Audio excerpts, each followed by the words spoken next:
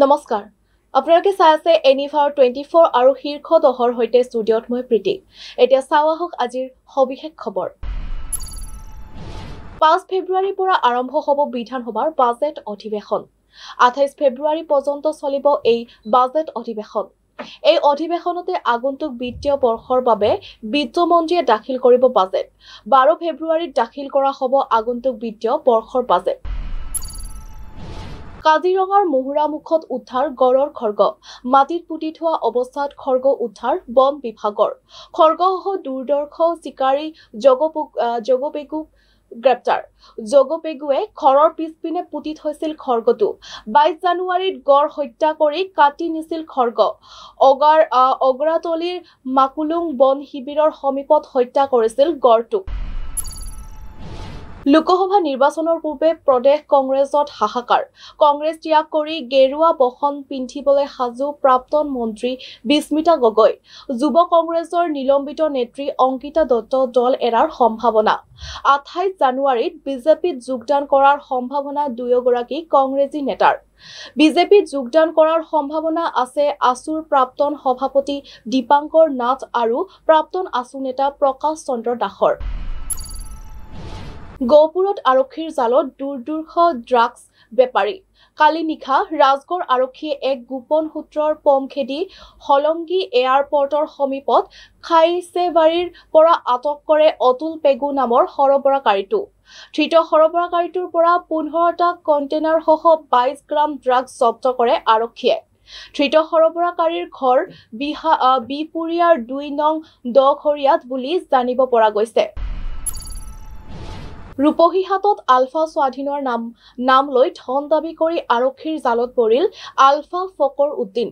50 লাখ টকা ধন দাবী কৰি ৰঙাঘৰৰ আলহী হল ফকৰ উদ্দিন জানিব পৰা মতে ৰূপহীহাটৰ ঘেহুৱা চলচলিৰ ফকৰ উদ্দিনে সুপাৰী ব্যৱসায়ী আব্দুল হাছিমক হোৱাটছআপ যোগে দাবী কৰিছিল 50 লাখ টকা আব্দুল হাছিমৰ গোচৰৰ ভিত্তিত ৰূপহীহাট আৰক্ষীয়ে আটক কৰে ফকৰ উদ্দিনক সম্প্ৰীতি ৰূপহীহাট আৰক্ষীয়ে জেৰা অব্যাহত ৰাখিছে এতিয়া লব বিচাৰিছো চমু বাণিজ্যিক বিৰতি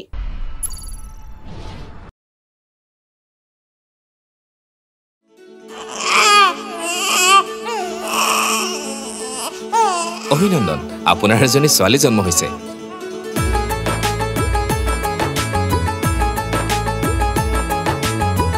লাহি পাহি এজনী পৰি আহিলে ঘৰখন উজলি বেটি বচাও বেটি পঢ়াও বেটি বচাও বেটি পঢ়াও